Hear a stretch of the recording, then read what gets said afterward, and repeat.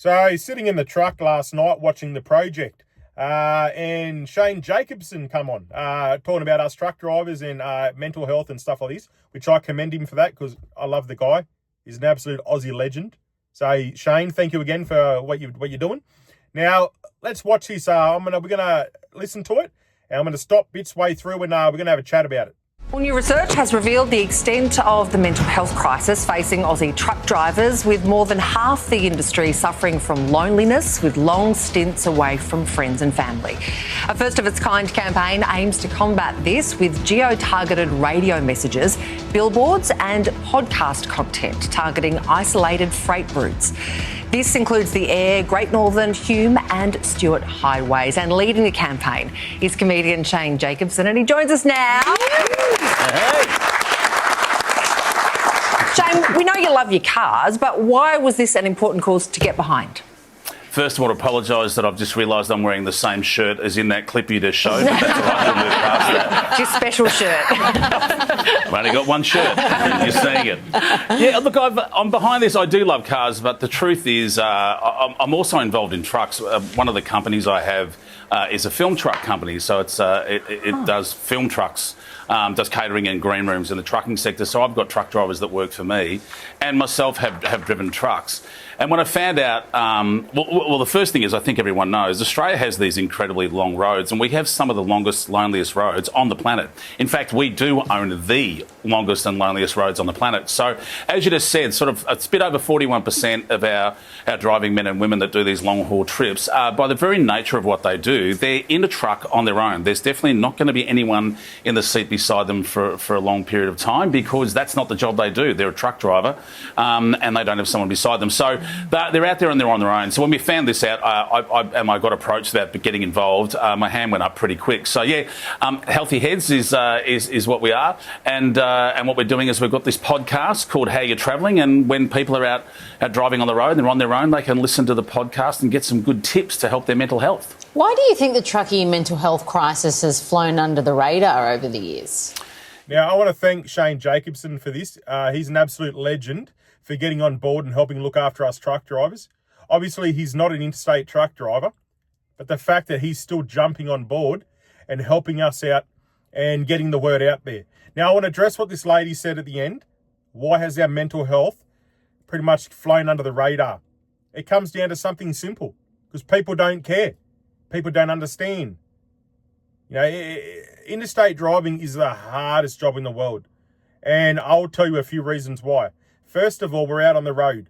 We feel like failures as men, as family members, because we're out on the road, leaving our partners at home to deal with the whole everything that's going on at home, the life, the kids, raising the kids. We miss everything from our kids. We don't come out here because we want to. It's because we have to. We have no other choice.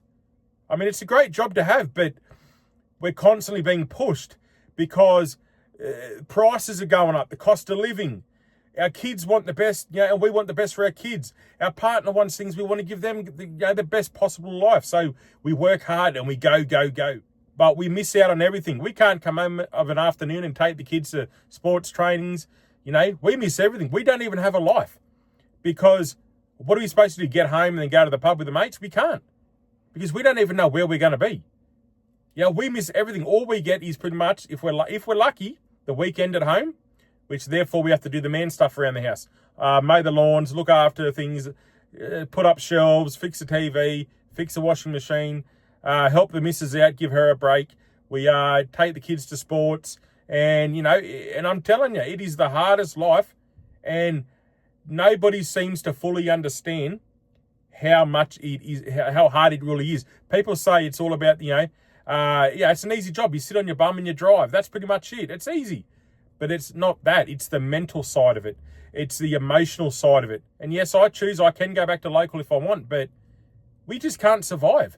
You cannot survive in Australia with the standard wages and the cost of living.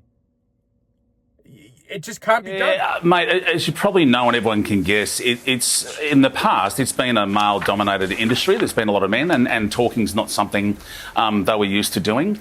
But also, we also do with people with work in big warehouses as well, and even those people are in loud environments where they've got headphones on, or they're listening, they might be listening to podcasts or something, or music or whatever, but they can't communicate with each other. And some of them work in refrigerated environments where they go in there in the morning, and then when they come out, the sun has already gone down, and they don't see sunlight all day. So them and truck drivers find themselves in these very kind of solo worlds. So I think it's kind of got there the way it has got there with mental health in general. I think that men weren't talking, but in particular, we've just found out these long trips on the road where they've got no one to talk to. Sure, they do a bit of two-way chat on CB radios, but it's not a proper connection. So the biggest thing we've found, and it's for mental health anywhere, it won't feel like new news, but we want to keep repeating it, is connection. Connection is the number one thing that can help people have a healthy mind, if you will. And so we're trying to get them to do healthy body as well, to eat better on the road and maybe walk around the truck a few times. It's all these little tidbits. If they can do a few laps of their truck before they get in it for their own physical. Now, he is kind of right about something about men not wanting to talk. Now, the thing is, you got to look deeply into it, like more deeper. And the thing is, it's not that we don't like to talk. It's just that when we talk and we talk about our feelings, we're made to feel like we're less of a man. Because we're the men. We're the strong ones. We're the providers. We're the ones that are supposed to be tough. Suck it up and be there for our family. Our partners, our kids, when they're vulnerable, they've got somewhere to turn. They can turn to us. When we're vulnerable, we got nowhere to turn. And we don't want to lump all that on our partners and our kids, because then they'll be like, he's out there doing everything for us, and now it's our fault that he feels that way, and we won't lay that on him. Now, I've spoken to my partner about certain things out on the road before, and she's there for me. She supports me, but she just doesn't understand. Nobody understands unless you do the job, and you can't fully understand what goes through our heads. But look, we do talk. Truck drivers do talk to truck drivers. Not really on the radio, because you get the idiots just laughing and tell you to grow up and grow a set and have a spoonful of concrete and all that crap. Now, I've spoken to a lot of drivers. A lot of drivers do reach out to me, because I am one of these ones that I'm not ashamed to be vulnerable. I'm not ashamed to be emotional, because at the end of the day, we're human. It's what we do. Now, I have had drivers that have called out to me, and they believe their partners are at home. Actually, you know what? Yeah, I'll tell you this story. One guy actually messaged me and then he asked me number. I gave him my number and he called me. And he said he believes his partner's at home cheating on him. But you know what he said? He didn't blame her. He blamed himself. He said because he's not home, so the man that she needs at home isn't there. So she's looking somewhere else for it. Now, I don't know the full what's going on with their relationship and what's going on, but a lot of drivers do worry about that. So it gets hard. It gets hard, doing what we're doing. A lot of drivers have spoken to me about suicide. They wanted to pretty much take their own life because they're struggling and they're depressed and they've got no life. And I've got to be careful what I say, though, obviously, because if anything happened to them and they find out they spoke to me, I could be liable, because I'm not qualified to talk about that type of stuff. But look, the thing is, we do talk. But a lot of the times we do talk, we just don't get heard. We don't, or we don't feel we get heard. And nobody really, sometimes some women just like to be heard and have someone to talk to. But a lot of the times men want to be heard, but they need help with the resolution. They need help with trying to figure it out, how to fix it, how to get better. But also, like I said, a lot of men are tough and they won't talk, and they'll just suck it all up, bottle it all up, because they're the man, they're the provider. They're the king of the jungle. Right, now, food is one very important thing. Now, it is hard to take a lot of food with you out on the road and to try and eat healthy. You buy your food out. There are a lot of places where you can buy good hearty dinners and stuff like that. You just got to know where to go that are good. It gets very expensive if you do keep doing that. But there are a lot of options out there for healthier foods.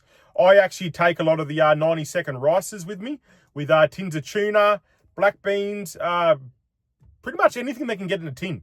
Anything you can get in a tin, I put it in there, mix it all up together. I chuck it in the little warmer that I got from BCF, and within 40 minutes, hot, beautiful, and I love it. I absolutely love it. But one thing I will say is I've spent a week where I drank a lot of energy drinks and I felt absolutely depressed and crappy and I just did not feel good. Then the next following week, I drank nothing but water. And I was so surprised at how much drinking a lot of water changed my mental health and how I felt inside. So eating healthy is good.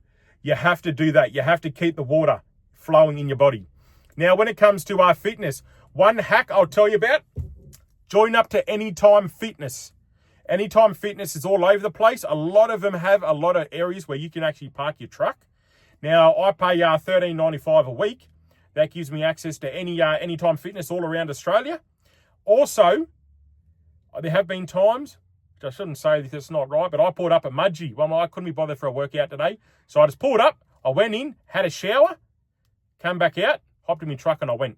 And that was the best thing I ever done, was signed up to Anytime Fitness. That is all over Australia. It's all over the world.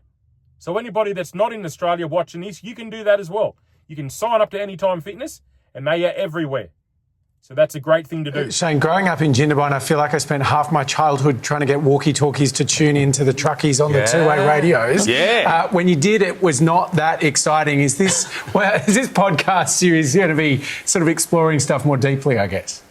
Yeah, and it gives them... Well, firstly, I want to ask, mate, what was your handle if you're on a CB radio? I don't know if we were that advanced, to be honest. We were just No, he was like, hammer time, hammer time, hammer time. Come on. It was so exciting when you actually tuned in and you heard something come through. Yeah.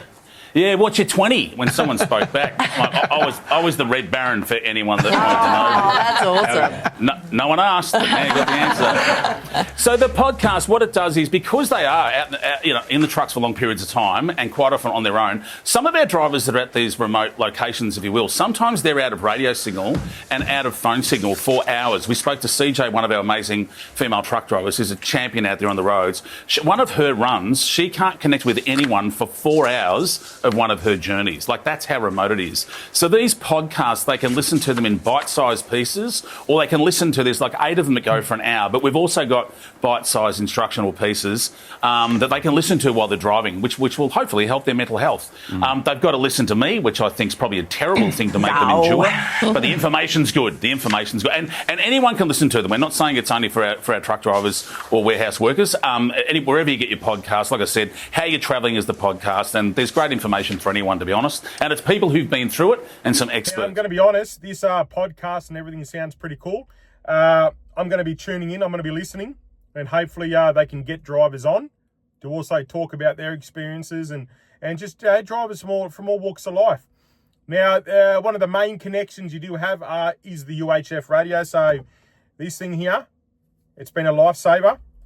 I mean, I feel like when it comes to UHF out on the Coast Highway, so the M1, Sydney to Brisbane, I feel like that's where all the rejects go.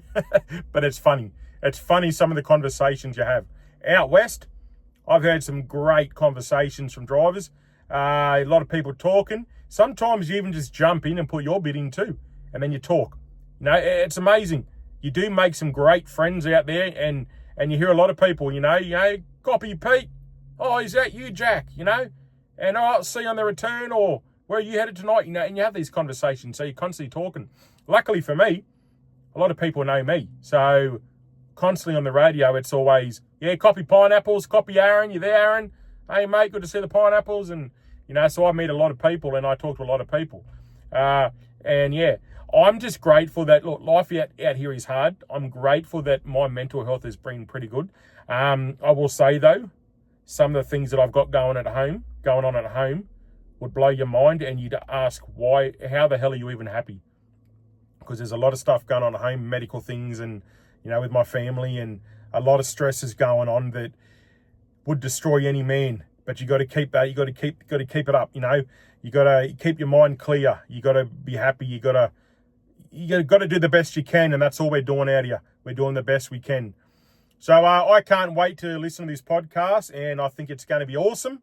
It's Shane Jacobson. I hope I get to meet you one day and shake your hand and thank you for what you're doing for us. It means more than anybody could ever imagine.